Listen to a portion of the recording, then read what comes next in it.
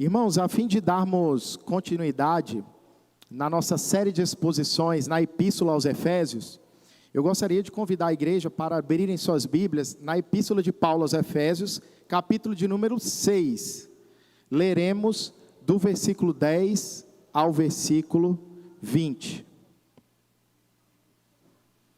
Efésios 6, leremos do 10 ao 20.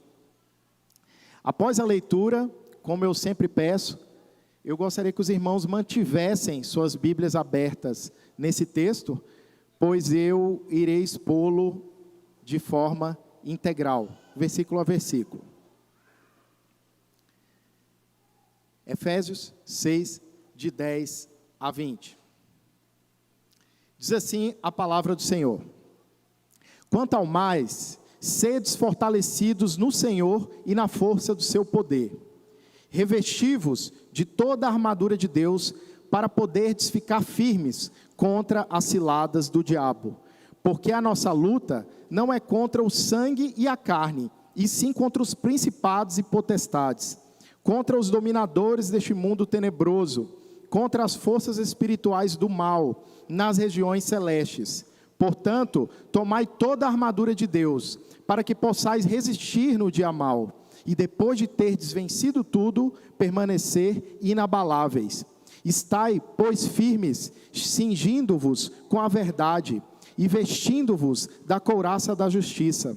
Calçai os pés com a preparação do evangelho da paz, embraçando sempre o escudo da fé, com o qual podereis apagar todos os dardos inflamados do maligno.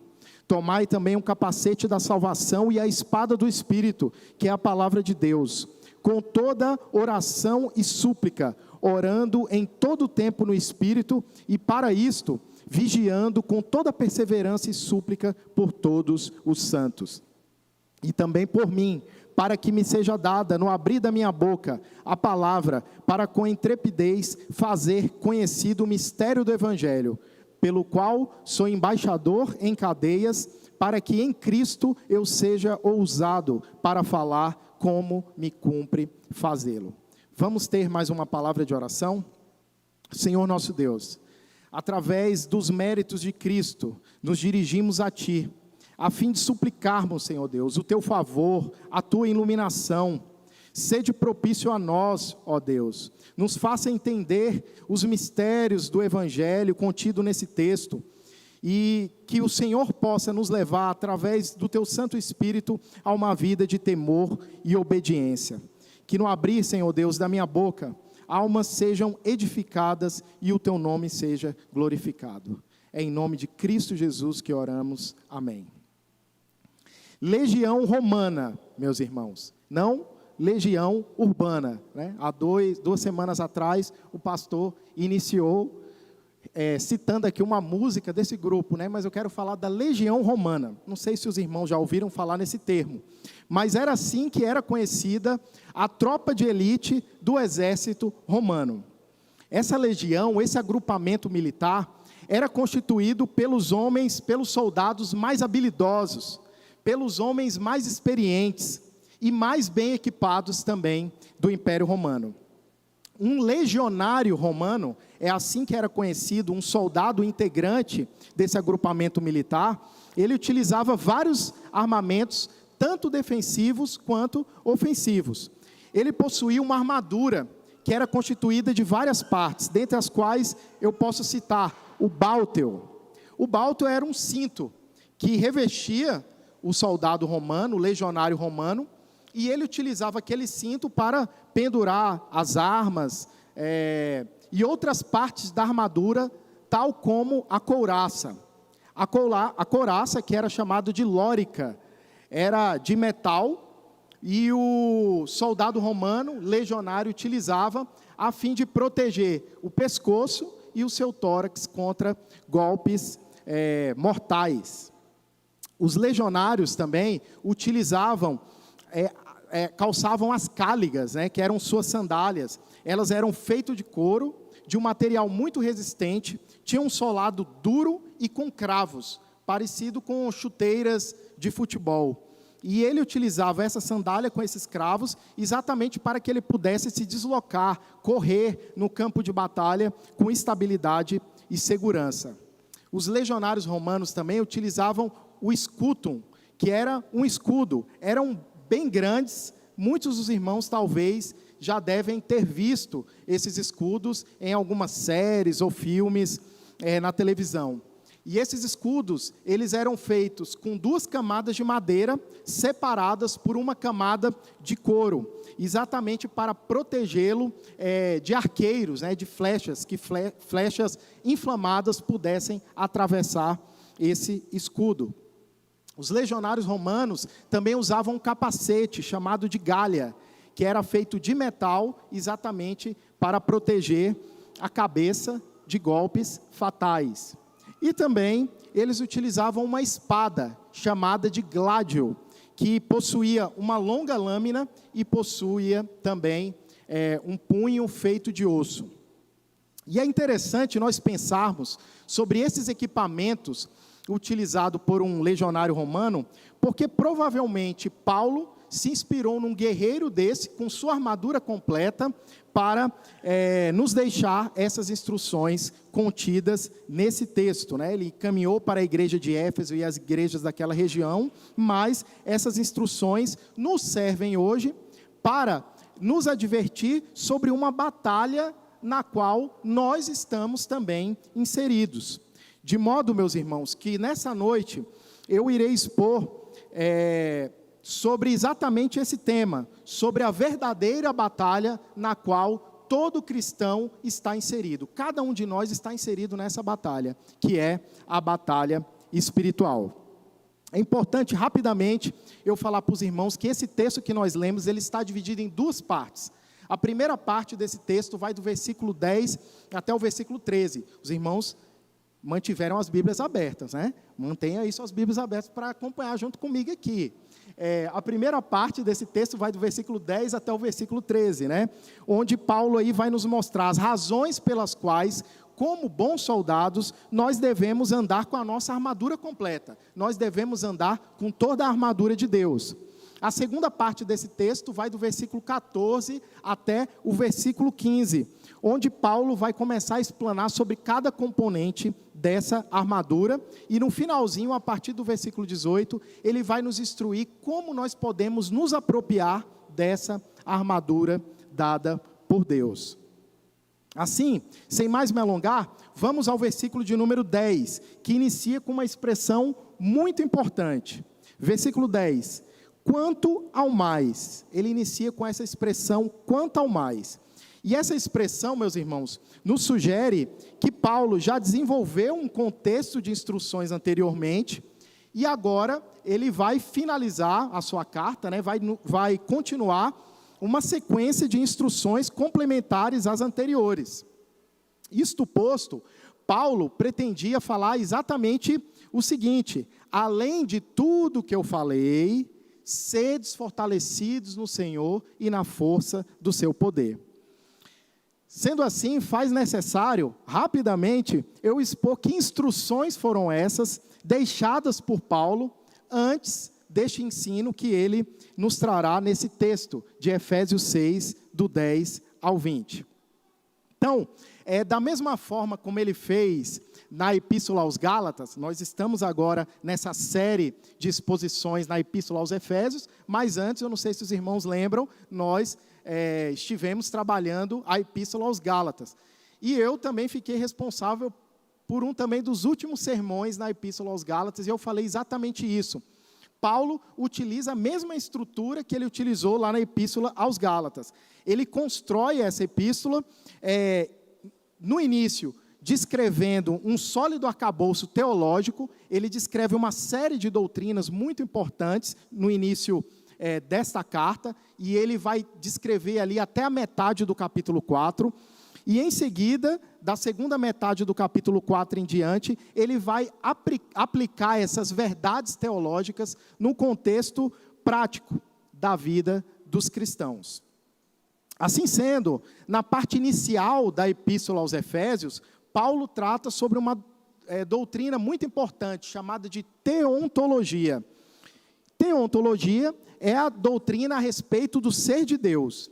E tratando dessa doutrina, Paulo, na parte inicial, onde ele descreve uma série de doutrinas, ele deixa um denso arcabouço teológico para a gente. Falando sobre essa doutrina, Paulo vai descrever a divindade se manifestando em 3 pessoas.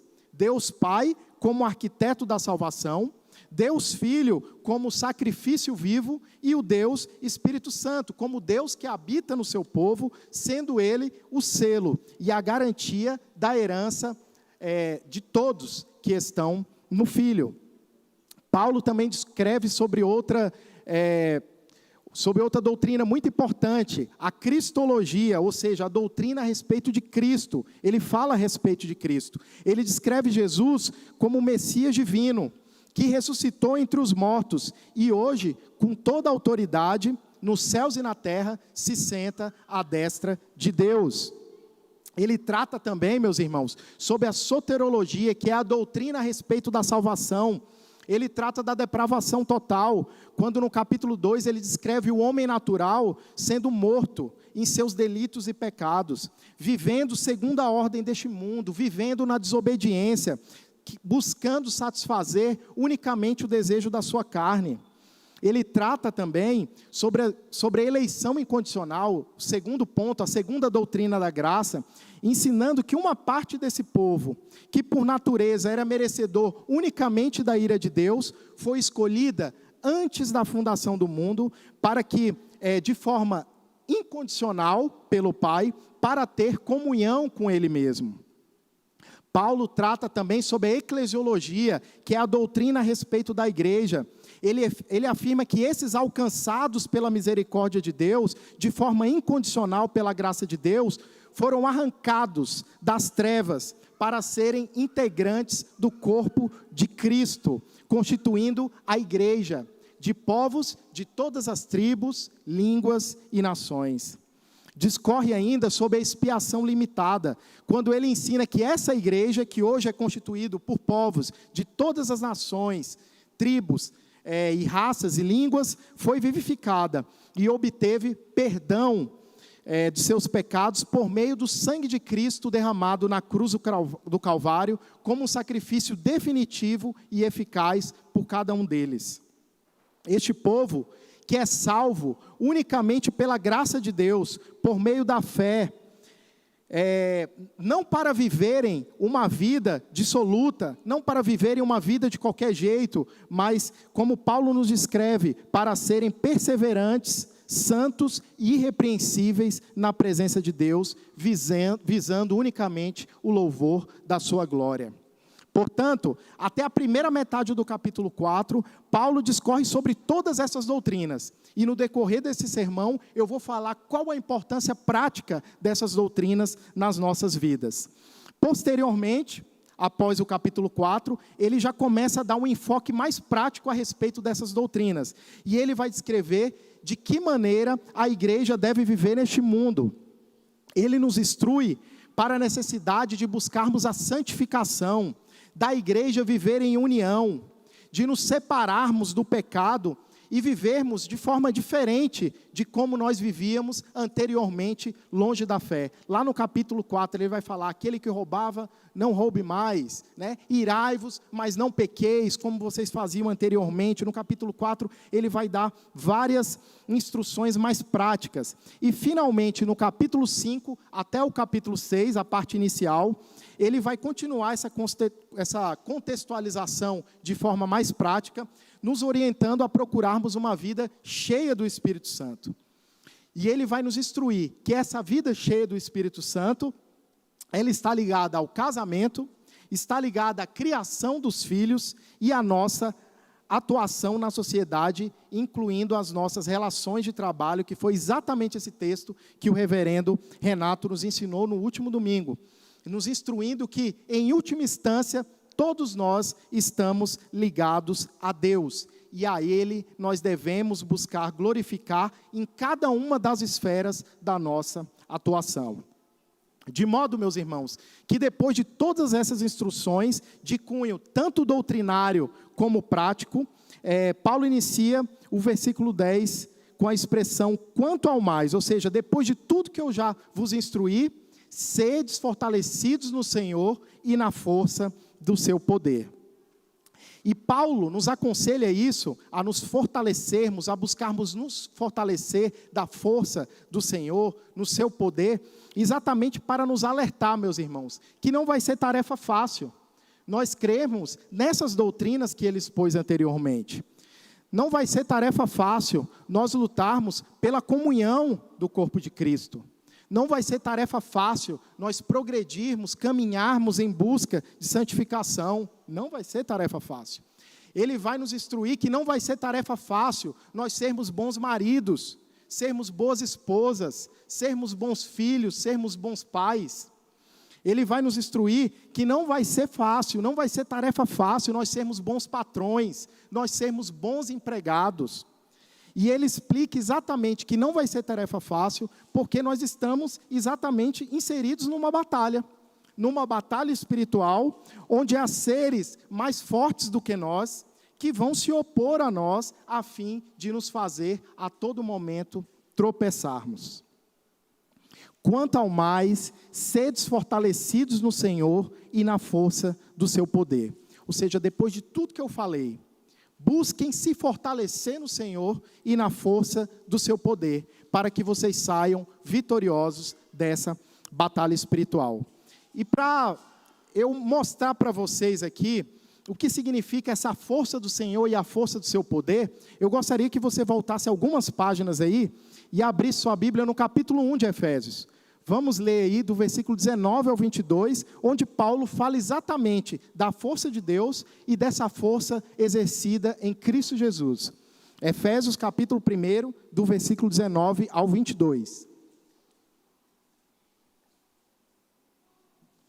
Diz assim: e qual a suprema grandeza do seu poder, para com os que cremos, segundo a eficácia da força do seu poder, o qual exerceu ele em Cristo Jesus, ou seja, Deus Pai exerceu a força do seu poder em Cristo Jesus, como? Ressuscitando-o dentre os mortos, e fazendo sentar à direita nos lugares celestiais, acima de todo principado, de toda potestade, todo poder, domínio e de todo nome que se possa referir, não só no presente século, mas também no vindouro.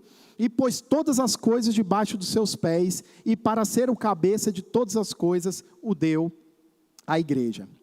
Por esse texto, meus irmãos, nós entendemos que o poder do nosso Senhor reside exatamente na sua vitória. Sua vitória, sua ressurreição entre os mortos, e na sua autoridade que hoje ele possui nos céus e na terra. Logo, nos fortalecermos no Senhor, em Cristo e na força do seu poder, implica em nós estarmos unidos a Cristo e no seu poder vitorioso, para que nós possamos obter também a nossa vitória nessa batalha espiritual, como nós estamos inseridos, essa batalha espiritual que nós estamos inseridos, da mesma forma como ele também obteve vitória. E o versículo 11 vai iniciar com a seguinte expressão: revestivos de toda a armadura de Deus. Leiamos, versículo 11 do capítulo 6.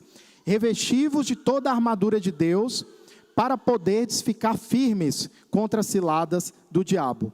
E aqui, esse versículo é chave nessa exposição, porque nós precisamos entender que essa expressão, revestivos de toda a armadura de Deus, é equivalente à expressão utilizada no versículo 10, fortalecei-vos no Senhor e na força do seu poder. Então, irmãos, ambas as expressões significam estarmos unidos a Cristo. Nos fortalecer no Senhor e na força do seu poder significa estarmos unidos a Cristo, e nos revestivos da armadura de Deus também significa estarmos unidos a Cristo, mais uma vez, para que possamos obter a nossa vitória nessa batalha na qual estamos inseridos, que é a batalha espiritual. E aqui, na parte B do versículo 11, nós já vemos a primeira razão pela qual nós devemos estar com a nossa armadura completa.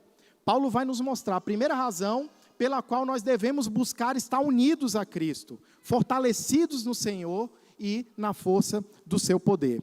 Ele diz o seguinte: revesti-vos de toda a armadura de Deus, para poderes ficar firmes contra as ciladas no diabo. Assim, meus irmãos, a primeira razão pela qual nós devemos estar com a nossa armadura completa é para que nós possamos permanecer firmes contra as ciladas do diabo. E aqui é importante eu falar que esse termo ciladas, né, do grego, alguns vão lembrar lá do cilada, Bino, né? Mas esse termo cilada do grego significa uma emboscada, uma trama bem arquitetada, bem estruturada pelo nosso inimigo, visando nos surpreender e nos suplantar. É exatamente contra essas ciladas, contra essas armadilhas astuciosas, criadas pelo nosso opositor, pelo acusador, que nós devemos permanecer firmes em Deus. E a postura que Paulo pede para a igreja é para que a igreja possa permanecer firme. E aqui também é importante eu falar que essa postura ensinada por Paulo é totalmente oposta à postura disseminada pelo movimento de batalha espiritual existente no nosso evangelicalismo. Talvez muitos dos irmãos que vieram de outras igrejas renovados já escutaram muito isso e muito misticismo em torno dessa tal batalha espiritual, né, que foi popularizada no mundo por Benny Hinn na década de 80 e aqui no Brasil nos anos 90 por Valnice Milhomens, né? E esse movimento é amplamente propagado por grande parte das igrejas ditas evangélicas. Esse movimento de batalha espiritual, da forma como ele é propagado, cheio de misticismo, tem raízes em religiões africanas. E ela prega a existência de um dualismo de forças, né? Deus e o diabo, que estão se opondo, guerreando, forças iguais que estão se opondo exatamente nessas regiões celestiais, competindo por espaço, né?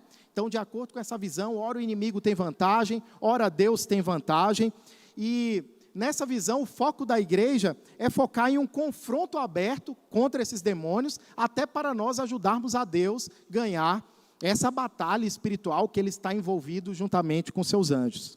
Eu não preciso falar que isso é uma grande falácia, né, meus irmãos? E esse movimento prega o absurdo seguinte: quando a igreja chega em um determinado local, em uma cidade, talvez alguns irmãos já ouviram falar a respeito disso, você precisa primeiro saber quem que é o demônio que manda naquela cidade, o nome dele, né, destroná-lo, amarrá-lo, para só então, depois disso, você poder evangelizar essa cidade. Em muitos desses lugares, em muitas dessas igrejas que propagam essa doutrina dessa forma, o centro do culto, o centro dessa reunião não é nem Deus, mas são esses seres, né? São esses demônios, etc., que são centralizados. Realizam-se campanhas de libertação, de batalha espiritual, onde rituais nada ortodoxos, para não falar nada bíblicos, são estimulados, né, para que através desses rituais e até mesmo ofertas, através de ofertas financeiras, os crentes, os fiéis, possam obter vitória nessa batalha espiritual, entrando nesse confronto. No entanto, meus irmãos, Jesus nunca nos ensinou isso. Paulo nunca nos ensinou isso. Nenhum dos apóstolos nunca nos ensinaram isso. A ordem de Paulo é para que os filhos de Deus permaneçam firmes em meio a essa batalha. Ele quer que nós permaneçamos firmes, unidos a Ele, revestidos nele e com a nossa armadura completa. Porque, embora ele já seja vencido, o nosso inimigo, ele ainda quer fazer o maior estrago possível, o maior estrago que ele puder fazer contra os filhos de Deus. E no versículo 12, nós já vemos aí a segunda razão pela qual nós devemos estar com a nossa armadura completa, como bons soldados. Versículo 11, revesti-vos de toda a armadura de Deus, e o versículo 12 ele vai dar a segunda razão. Porque a nossa luta não é contra a carne, não é contra o sangue e a carne, e sim contra os principados e potestades, contra os dominadores deste mundo tenebroso, contra as forças espirituais do mal nas regiões celestiais. E a segunda razão, pelo texto de Paulo aqui, de Efésios 6, que nós devemos nos revestir da armadura de Deus, estarmos unidos a Ele, como um bom legionário romano, é porque nós temos sim inimigos invisíveis, mais poderosos do que nós, de modo que nós não podemos vencer com as nossas próprias forças. Paulo nos diz que nós estamos em uma batalha, mas essa batalha não é contra carne e não é contra sangue.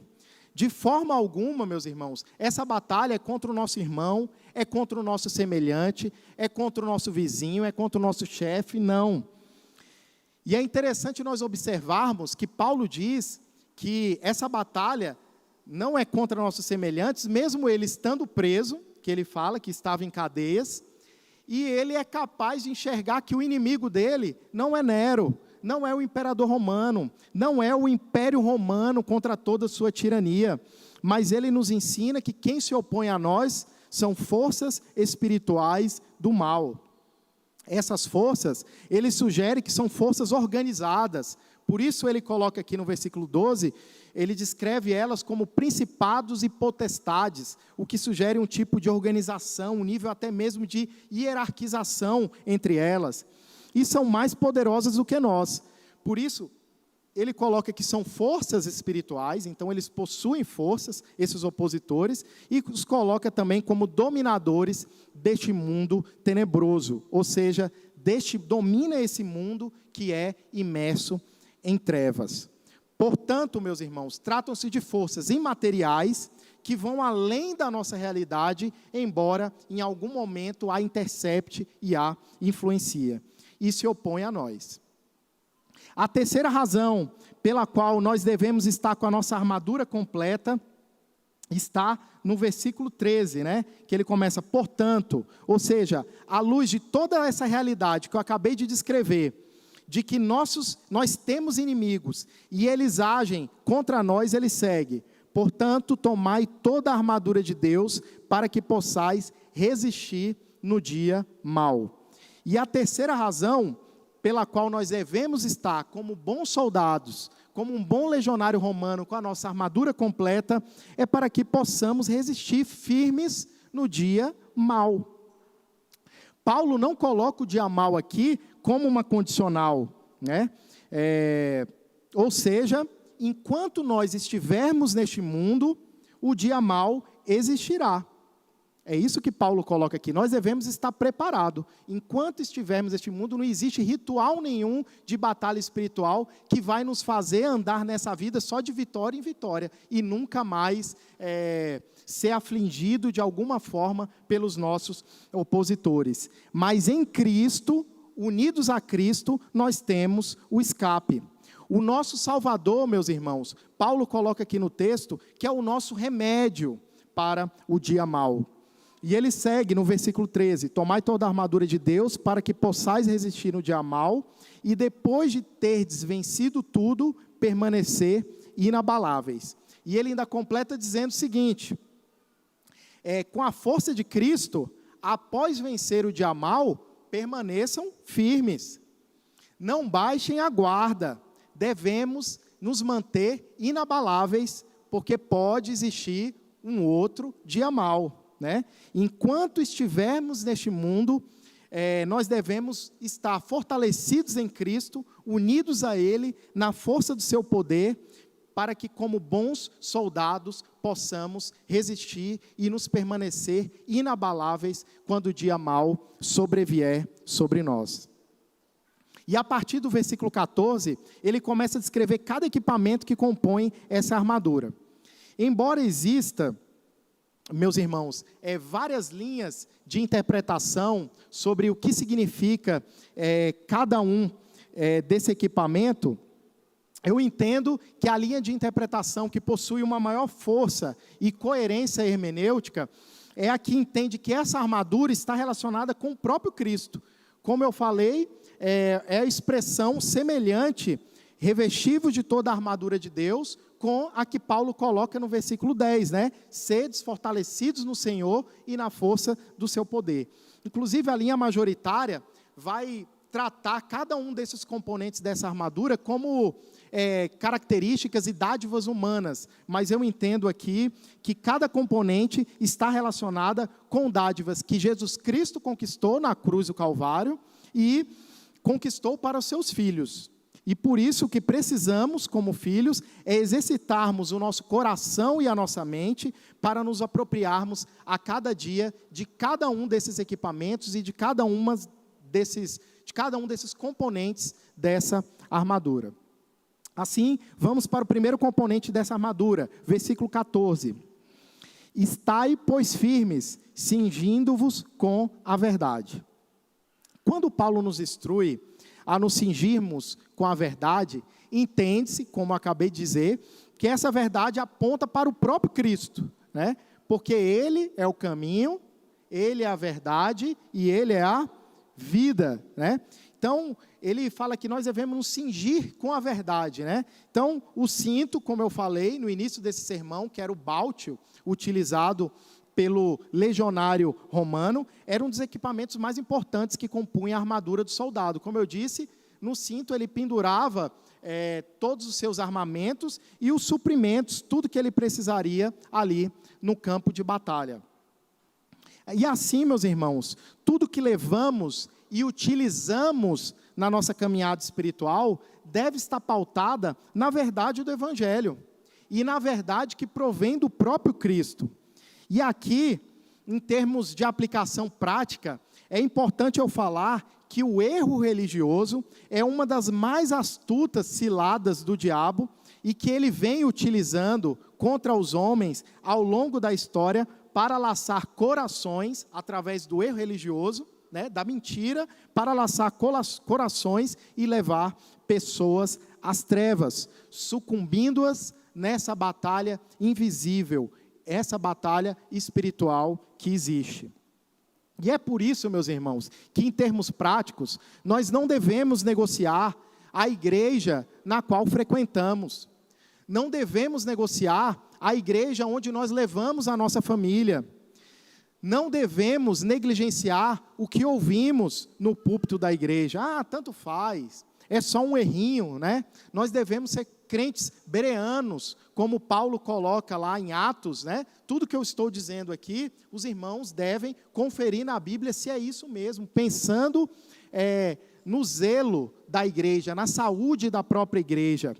Por mais revestido de verdade que seja, o erro, ele vai ainda continuar sendo uma mentira e certamente leva a pessoa à morte eterna. E para nos cingirmos com a verdade e obedecermos essa instrução de Paulo em termos práticos, devemos todos os dias, meus irmãos, nos enchermos nossa cabeça com as verdades de Deus. Todo santo dia, nós devemos meditar nas verdades que provêm de Cristo. Se lembra aquelas doutrinas que eu falei no início desse sermão, que Paulo nos coloca aqui? Essas doutrinas não servem somente para ficar nos livros de teologia sistemática, não. Essas doutrinas existem para nós meditarmos e nos apropriarmos pela fé dessas verdades. A partir dessas verdades, quando elas entram no nosso coração, Cristo nos dá muitas outras dádivas que eu vou falar aqui mais na frente, e através dessas verdades nós obtemos vitória nessa batalha espiritual que nós estamos envolvidos. Devemos meditar nessas doutrinas, nessas verdades, nas promessas que Cristo deixou para a igreja. E aqui cabe uma pergunta retórica. No nosso dia a dia, nós estamos enchendo a nossa mente e o nosso coração com verdades vindas de Deus? Ou nós estamos enchendo o nosso coração e a nossa mente com mentiras, né?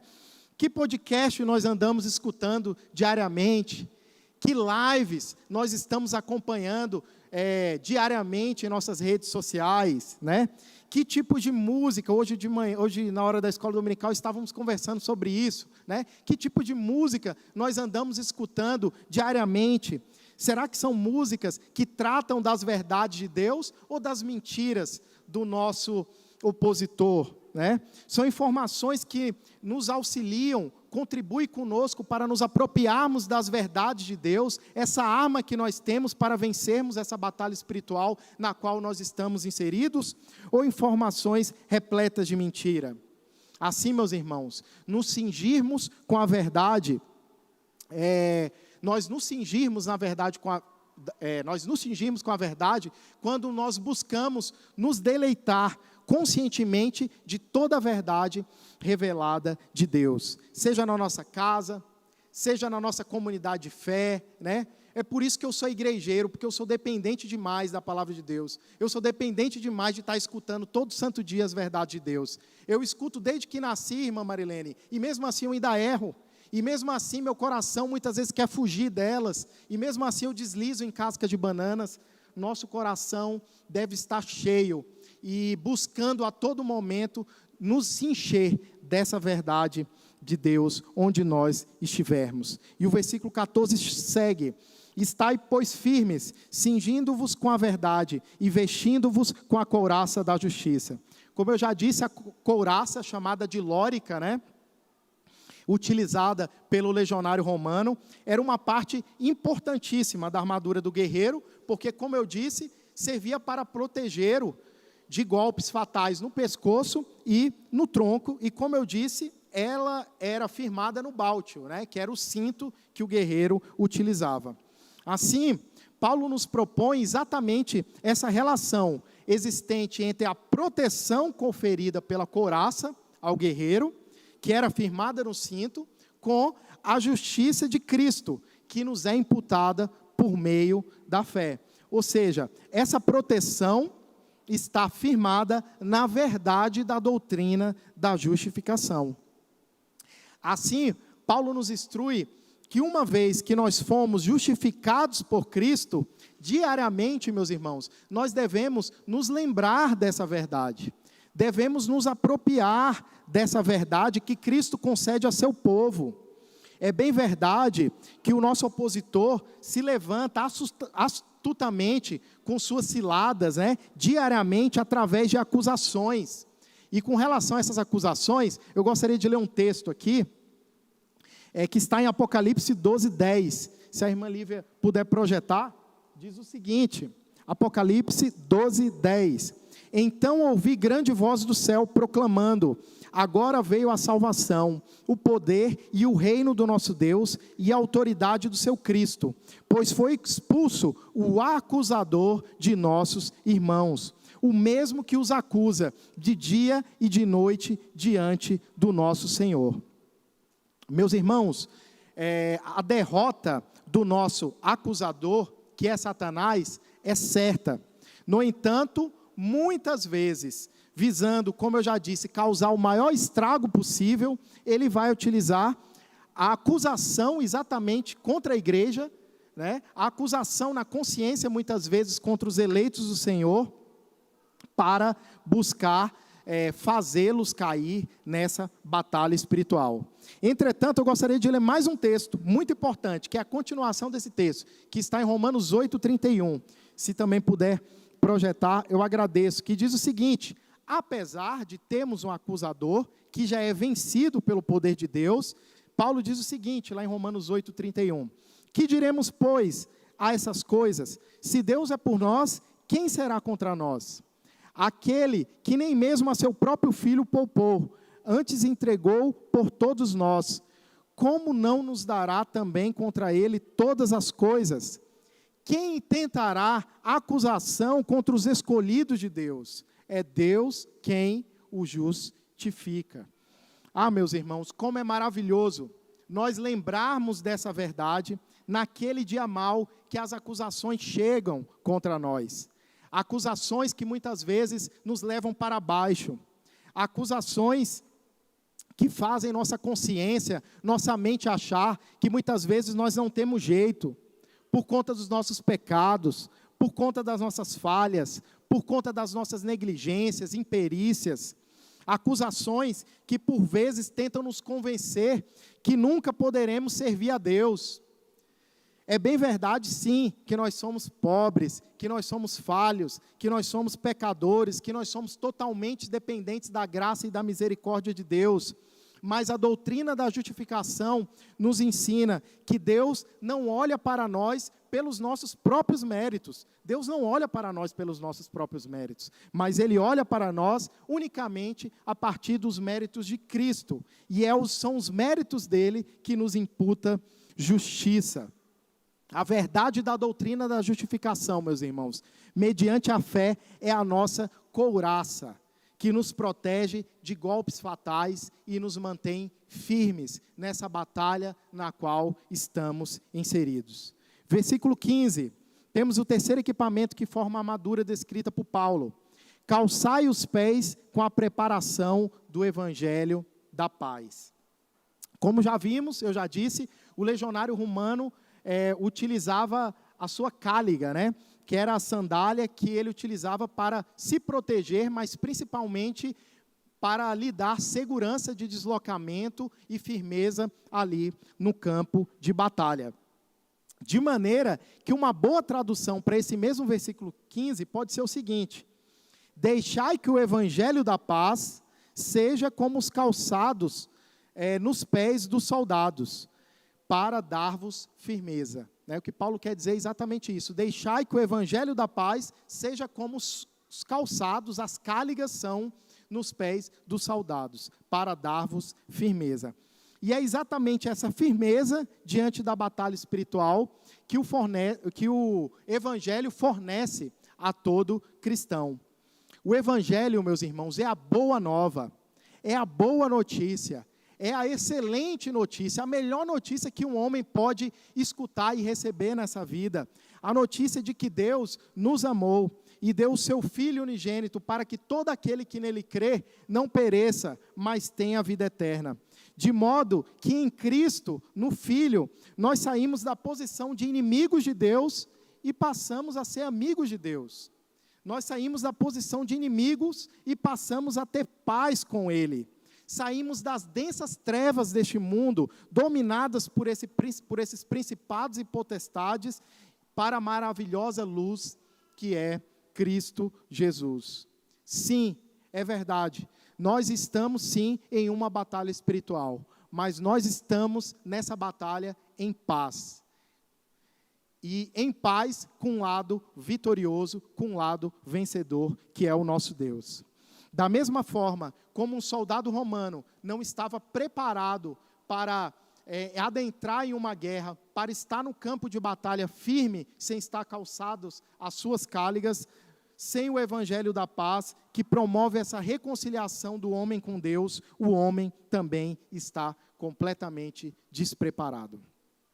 Versículo 16, embraçando sempre o escudo da fé, com o qual podereis apagar todos os dados inflamados. Como eu já disse para vocês, o escudo do legionário romano, que era chamado de escutum, era aquele escudo grande, formado por 2 camadas de madeira, e no meio uma camada de couro, E eles, os legionários romanos, utilizavam principalmente em formações militares, contra ataques de arqueiros. Eu não sei se muitas vezes vocês já viram no filme que eles se juntavam e muitas vezes se abaixavam e o escudo os cobria daqueles milhões de flechas inflamadas, muitas vezes com fogo que eles jogavam. E a dupla proteção de madeira e a proteção de couro é exatamente para que a flecha não passasse e atingisse o soldado que estava em outro lado.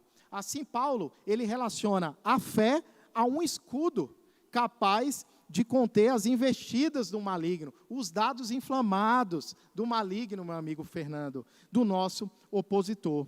É importante, meus irmãos, que saibamos que Cristo Jesus é o autor e o consumador da nossa fé, ou seja, a fé não provém de nós, ela não brota em nós. Cristo nos dá a fé, E eu não sei se os irmãos sabem, mas é Ele que consuma, é Ele que firma a nossa fé em nós mesmos também. De modo que essa fé que Paulo nos traz não é a mesma fé que o mundo diz que tem. Como o mundo fala, eu tenho fé que vou dormir hoje e vou acordar amanhã. Eu tenho fé que vou me formar e conseguir um bom emprego, pelo tanto que eu estou estudando, Eu tenho fé pela preparação que eu fiz financeira, pelo planejamento que eu fiz aqui, olhando os mapas, olhando a internet, que eu vou ter férias maravilhosas. Não. A fé que Paulo descreve está relacionada unicamente com a confiança que temos em Deus. Ou seja, a proteção, a verdadeira proteção, o verdadeiro escudo contra o dia mau, não está relacionado com o que se crê, não está relacionado ao que se crê, mas sim em quem se crê. Se a nossa fé estiver firmada em coisas, meus irmãos, em pessoas, em ídolos, em dinheiro, em amizade, ela não estará firmada em absolutamente nada. Por outro lado, se nós estivermos firmados em Cristo, obteremos vitórias contra esses dardos inflamados, do inimigo, essas flechas inflamadas, que podem vir de diversas formas, que os irmãos sabem muito bem, através das línguas dos homens, através das impurezas, dos pensamentos impróprios, através do egoísmo, do medo, do desapontamento, da cobiça, da vaidade, enfim, de muitas formas. E a grande verdade, meus irmãos, é que na prática, a nossa fé, que Cristo é o autor e consumador, precisa ser exercitada. É isso que a palavra de Deus nos diz. Em Romanos 10, 17, ele diz que a fé vem pelo ouvir, e ouvir a palavra de Deus. Portanto, meus irmãos, nos dias difíceis, no dia mau, nós devemos exercitar a nossa fé através da oração, através da meditação da palavra, enchendo a nossa mente com as verdades bíblicas, para que através desses meios de graça, se lembra que eu falei sobre os meios de graça? Através desses meios de graça, o autor e o consumador da nossa fé possa nos conceder a vitória exatamente contra essas investidas do nosso opositor.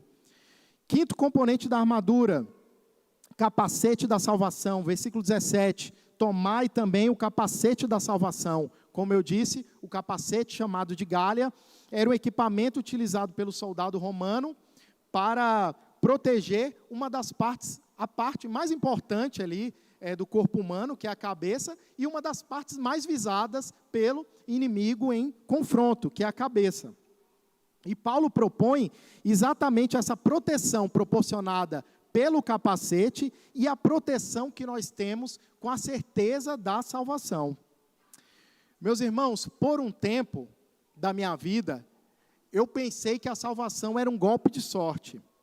Eu cheguei a pensar que tudo e completamente tudo dependeria unicamente do que eu estivesse fazendo no meu último minuto de vida.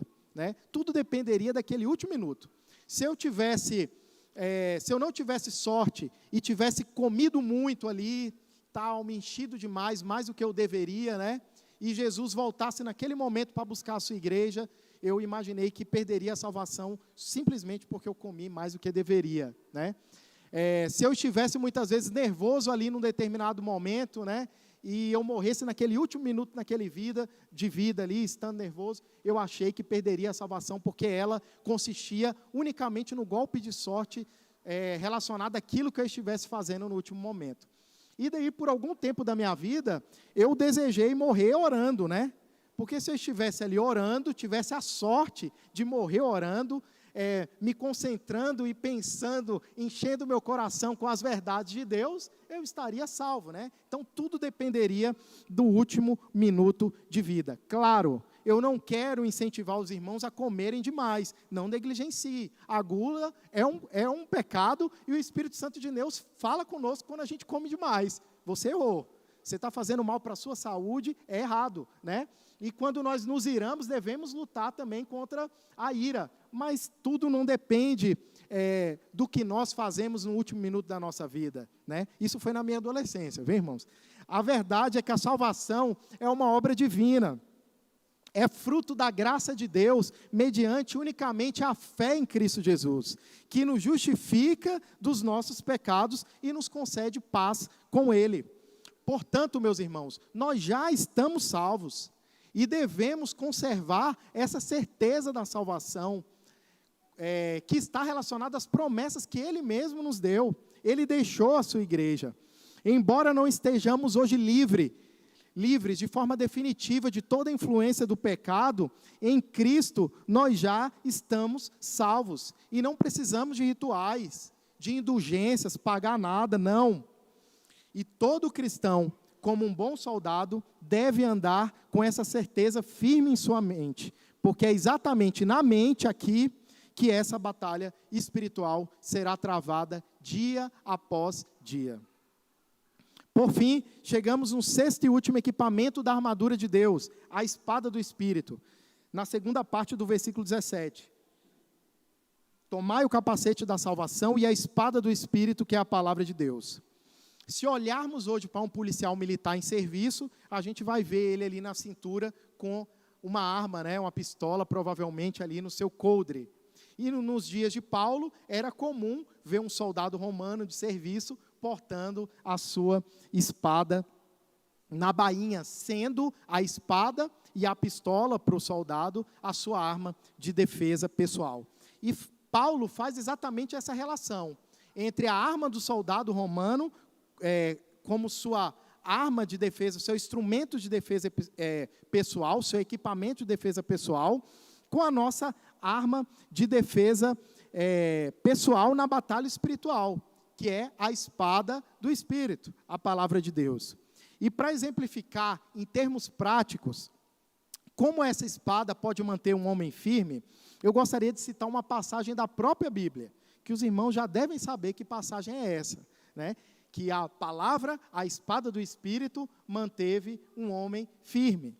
O Evangelho de Mateus, no capítulo 4, fala que Jesus, em um determinado momento, foi para o deserto orar e jejuar, conduzido pelo próprio Espírito Santo. Lá no deserto, a palavra de Deus diz que o diabo, o acusador, né, ele apareceu a Jesus e começa a lançar sobre Jesus seus dardos inflamados, seus dardos flamejantes. Em um certo momento, quando Jesus estava ali, segundo o relato bíblico, há 40 dias e há 40 noites sem comer, o diabo se dirige a Jesus para ele saciar a sua fome e pede para ele transformar aquelas pedras, né, em pães para que ele pudesse se alimentar. E como Jesus responde? Guiado pelo Espírito Santo, ele tira da bainha a sua espada e não corta a orelha de Malcom, né? Ele responde com a própria palavra: nem só de pão viverá o homem, mas de toda a palavra que sai da boca de Deus.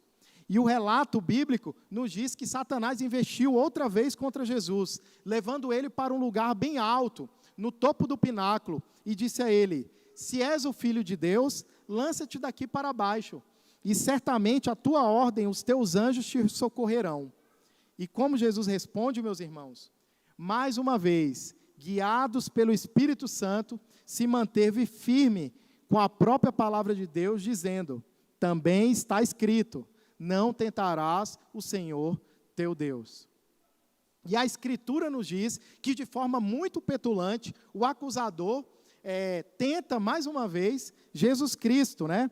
Agora mostra para ele ali todos os reinos do mundo e com toda a sua glória, e diz a ele: tudo isso te darei, se prostrado me adorares.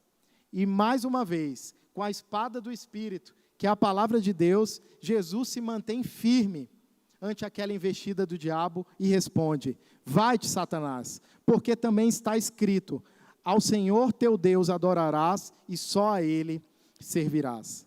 A Escritura nos diz que depois deste momento, Satanás se retirou da presença de Jesus.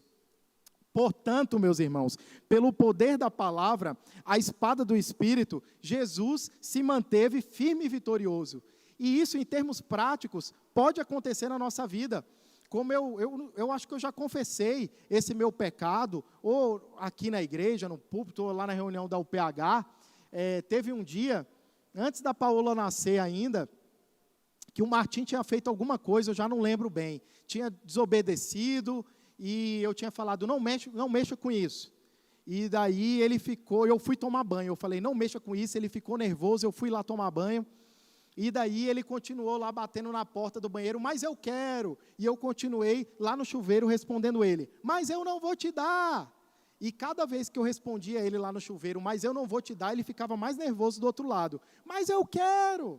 E eu respondia lá do outro lado do chuveiro, mas eu não vou te dar, com o meu coração irado contra ele, porque ele estava me desobedecendo, né? E ali naquele momento vem a palavra de Deus, da boca da Eliquinha, e grita lá do meio da sala, pais, não leveis vossos filhos à ira, que está escrito no próprio Efésios, né? E daí, quando a Eliquinha deu aquela palavra, gritando lá de longe, recitando uma palavra da própria Bíblia, a espada do Espírito, na mesma hora eu engoli aqui, difícil, e parei. Eu estava tentando meu filho, levando ele à ira, por causa do meu pecado, do meu coração irado. E nós, como temos agido diante dessas investidas do inimigo, desses dados inflamados que o inimigo tem jogado sobre nós? Será que nós temos usado o escudo da fé? Será que nós temos utilizado frequentemente, diariamente, a espada do Espírito no trânsito? Quando aquele abençoado nos corta, nos fecha, entra na nossa frente, nos dá aquela raiva, aquela vontade de nos irarmos, de nos xingar, de xingar ele, né? Muitas vezes ali com palavrão. Que palavra que vem na nossa mente naquele momento? Não responda, irmã Marilene. Será que naquele momento vem uma sugestão de Satanás? Ou será que vem a palavra que está escrita também em Efésios? Irai-vos, mas não pequeis, né? Ou quando nós estamos ali do lado de colegas do trabalho, e aqueles colegas começam a falar mal de outras pessoas, ou começam a caminhar por assuntos impróprios, impuros, contenciosos, e o Espírito Santo de Deus nos incomoda, dizendo que aquele lugar não é o nosso lugar, a gente não deveria estar ali. Que palavra tem vindo à nossa mente? Que palavra tem vindo ao nosso coração? Será que sugestão de Satanás? Ou será que o Salmo 1, por exemplo, vem à nossa mente, né? Bem-aventurado o varão que não anda segundo o conselho dos ímpios, nem se detém no caminho dos pecadores, nem se assenta na roda dos escarnecedores. Enfim, meus irmãos, a espada de Deus, a espada do Espírito é a nossa arma que nós devemos utilizar contra as investidas do nosso opositor. Por isso devemos diariamente lê-la, meditarmos nela, nos deliciarmos em suas belezas, escutarmos. Hoje nós temos acesso a ela de forma tão fácil, no YouTube, no Spotify, no Deezer, em tudo quanto é lugar, né? Para que o nosso coração se encha de argumentos, para no dia mal utilizarmos esses argumentos vindos da própria palavra de Deus. E no versículo 18, Paulo vai nos instruir sobre como nós podemos e devemos tomar toda a armadura de Deus, e ele vai nos descrever a partir do versículo 18, através da oração, da súplica, vigiando, como está escrito no versículo 18, sendo perseverante e também intercedendo por todos os nossos irmãos de farda, que na verdade são nossos irmãos em Cristo Jesus. E Paulo finaliza o versículo 19 e o versículo 20, pedindo oração por ele próprio, como o embaixador do Evangelho. Por fim, rapidamente, eu gostaria de deixar duas aplicações sobre esse texto. A primeira aplicação é que sim, estamos inseridos em uma batalha espiritual, de natureza invisível e imaterial. No entanto, é um erro nós termos uma visão extremada sobre essa batalha.